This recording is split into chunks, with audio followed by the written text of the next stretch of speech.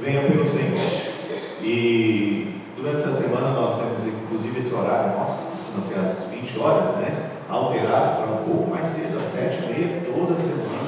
para que a gente não termine muito tarde, que no outro dia você possa descansar bem, para poder voltar para casa e poder ter vontade de estar aqui, tá?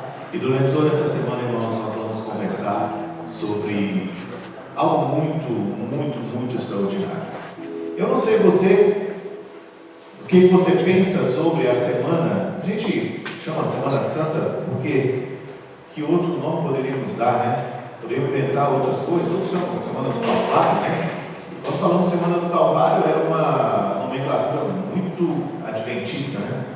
Quando você fala isso lá fora, talvez algumas pessoas não tenham nem noção do que nós estamos falando.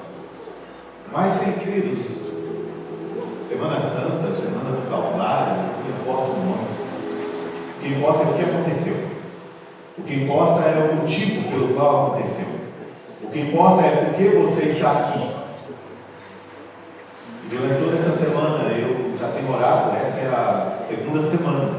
Começamos no domingo passado na igreja da Restinga. Foi uma semana inteira, e queridos, olha que semana abençoada, sabe?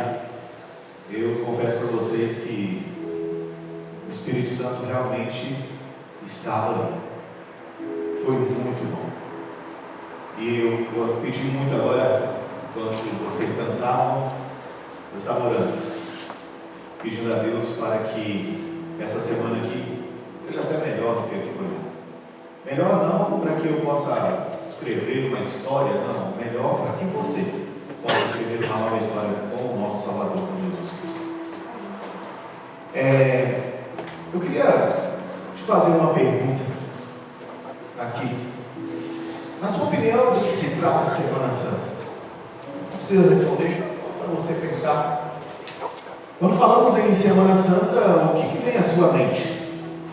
Eu não sei qual o tempo de vida de cristão que você tem, mas uma das coisas que a gente sempre carrega na nossa mentalidade de cristãos, de evangélicos, vamos dizer assim, nós vamos lá na igreja para celebrarmos o sacrifício de Jesus.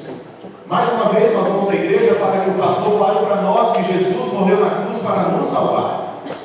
E todas as vezes que nós pensamos isso, irmãos, talvez a gente, não que seja pequeno, mas talvez a gente se esqueça do que realmente aconteceu e qual é o principal motivo de nós termos hoje, no mundo todo, praticamente um calendário em que a humanidade relembra esse sacrifício. E não existe outro motivo se não for amor. Durante essa semana, eu quero que você se prepare. Você volte para casa hoje, depois da mensagem. Converse com Deus e peça a Ele para que durante essa semana você consiga compreender qual é o tamanho do amor que Ele tem por você. Meu objetivo nessa semana, irmãos, não é falar para vocês que Jesus morreu na cruz. Quem aqui não sabe disso? Todos nós sabemos.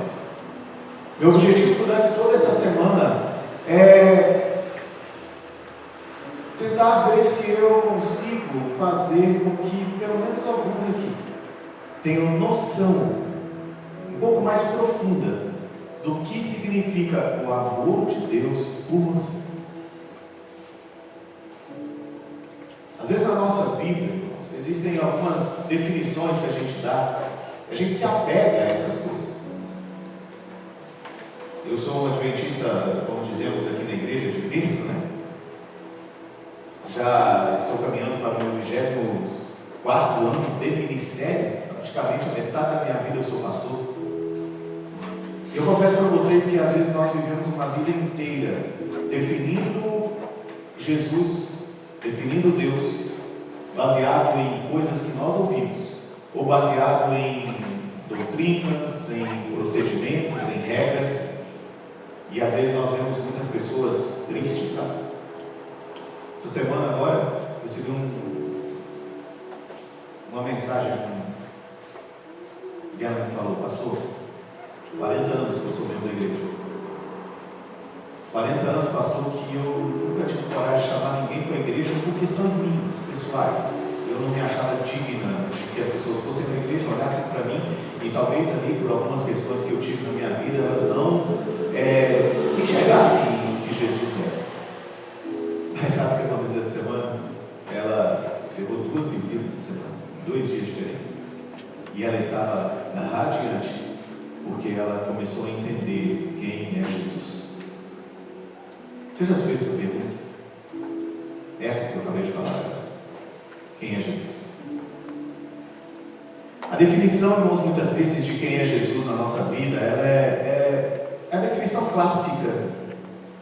E se alguém te perguntar quem é Jesus, talvez nós vamos dar essa definição clássica. Talvez até uma definição nossa, Jesus é o meu Salvador, mas exatamente o que significa Jesus ser o seu Salvador? Sabe? Isso é interessante. Por isso eu quero convidar você a abrir sua Bíblia, no livro de Mateus, no capítulo 16, no verso 13. Mateus, capítulo 16, no verso 13.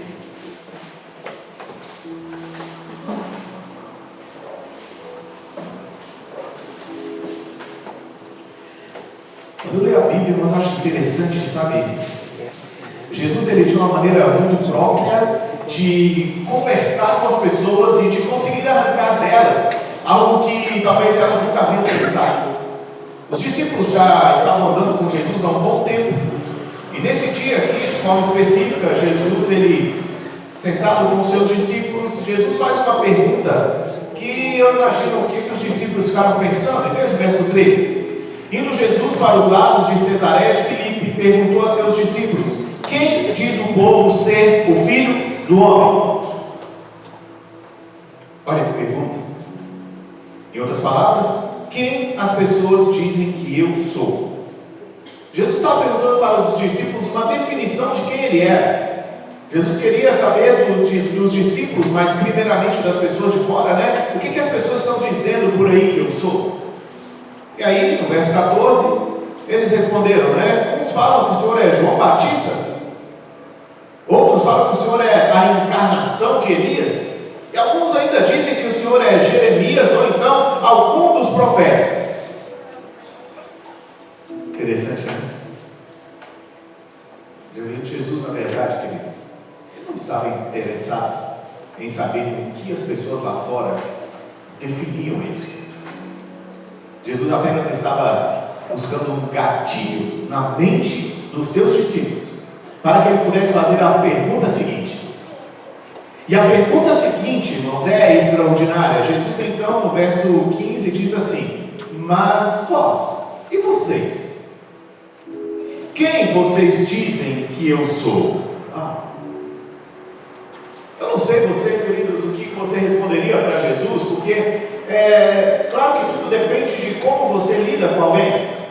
Se alguém aqui nessa noite eu pedisse para me dar uma definição de quem eu sou, a sua definição talvez seria uma definição ainda meio superficial, porque a maioria de vocês ainda não tem um convívio muito grande comigo aqui. Há pouco tempo cheguei. Mas sabe, quando Jesus perguntou para os discípulos, Pedro, como sempre, o primeiro, ele respondeu: tu és o Cristo, o Filho do Deus? Do Deus. Resposta certa ou errada? Certo. Mas percebem que é a resposta clássica? Se alguém nos perguntasse quem é Jesus hoje, será que nós diríamos algo diferente disso? Não. Mas a pergunta, irmãos, de Jesus para os discípulos foi: quem eu sou para vocês? É por isso que nessa noite, se você me permite, eu gostaria de fazer para você uma definição. E por favor, querido, abra seu coração agora e abra sua mente. Ele nasceu em um vilarejo desconhecido, filho de uma camponesa. Cresceu em outro vilarejo onde ele trabalhou em uma carpintaria até completar 30 anos. E então, durante 3 anos, ele foi um pregador itinerante, andando de um lado para o outro. Jesus nunca escreveu um livro, nunca ocupou uma posição, nunca teve uma família ou uma casa, nunca frequentou a faculdade, ele nunca conheceu uma cidade grande, sequer se afastou 300 quilômetros do lugar onde ele nasceu. Não fez nada do que normalmente acompanha o poder, não tinha credenciais, era simplesmente ele. Aos 33 anos, toda a opinião pública se volta contra ele. Seus amigos fugiram, um deles o nega. Ele foi entregue aos seus inimigos e passou pelo escárnio de um julgamento completamente injusto.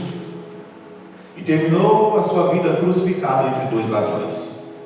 Enquanto morria, a Bíblia descreve para nós que os seus executores, eles disputavam pelas suas roupas e eram a única propriedade a qual Jesus tinha. E quando ele morreu, ele foi sepultado em um túmulo emprestado por um amigo misericordioso. E nós aqui hoje, 21 séculos depois, ele continua sendo a figura central da raça humana. Todos os exércitos, irmãos, que já marcharam nesse mundo, todas as frotas navais de guerra que já navegaram,